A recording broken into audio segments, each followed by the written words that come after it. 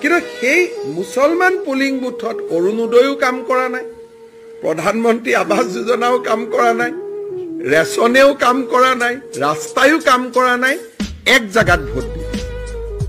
অথচ হিন্দু মানুহে যদি এক জাগাত দিলেহেঁতেন লগে লগে কৈ দিলেহেঁতেন এইটো সাম্প্ৰদায়িক। সেইকাৰণে ৰকিবুল হুছেইনৰ জিকাৰ মাৰ্জিন হৈছে 10 লাখ। বোলে নহয় মানুহজন বহুত পপুলাৰ, সদায় তাতে কাম কৰি থাকে, নিজৰ সমষ্টিত ইমান পোৱা নাই। চামুগুৰিত নোপোৱা ভোটো ধুবুৰীত পাইছে। তাৰমানে তেওঁ পোৱা কাৰণে মই ভাল পাইছো, এইটোলৈ কোনো অসুবিধা নাই। কিন্তু ধ্ৰুৱীকৰণ কোনে কৰিছে? কথাই কথাই যে বিজেপি সাম্প্ৰদায়িক বুলি লিখি দিয়ে আমাৰ মানুহখিনি এনালাইচিছ নকৰাকৈ।